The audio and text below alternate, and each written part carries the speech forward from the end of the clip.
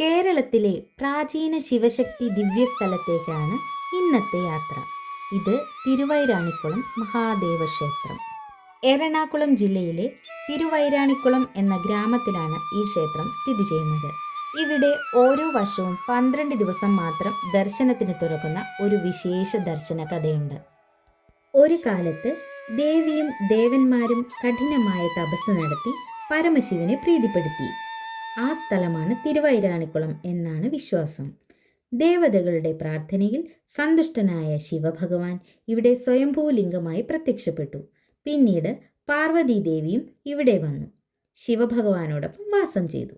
അതുകൊണ്ടാണ് ഈ ക്ഷേത്രത്തിൽ ഉമാമഹേശ്വര സങ്കല്പം വളരെയേറെ പ്രാധാന്യമായത്. പണ്ടുകാലത്ത് ഈ ക്ഷേത്രത്തിൽ പരമശിവനോടൊപ്പം ശ്രീ പാർവതീദേവിയും സദാ സാന്നിധ്യമുണ്ടായിരുന്നു.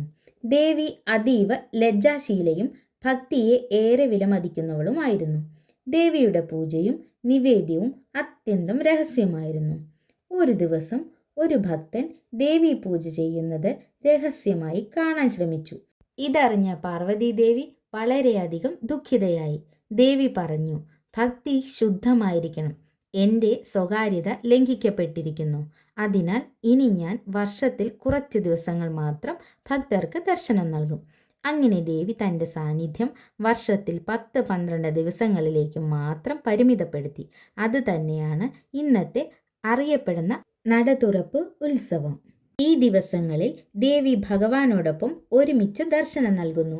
അതുകൊണ്ടാണ് ഈ ദിവസങ്ങളിൽ ആയിരക്കണക്കിന് ഭക്തർ തിരുവൈരാണിക്കുളം മഹാദേവ ക്ഷേത്രത്തിൽ എത്തുന്നത്.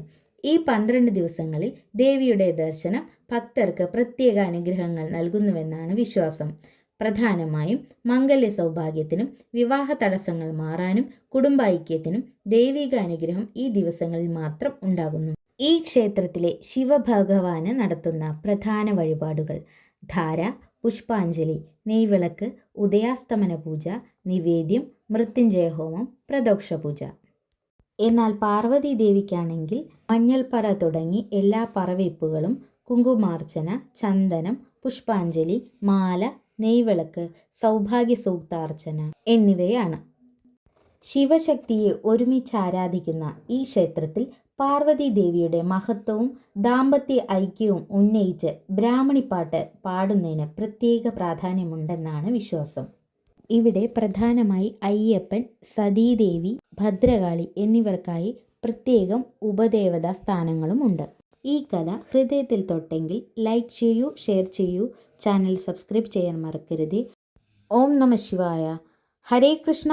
സർവം ശ്രീകൃഷ്ണ അർപ്പണമസ്തു. ജയ് ശ്രീ രാധേ രാധേ. രാധേശ്യാം.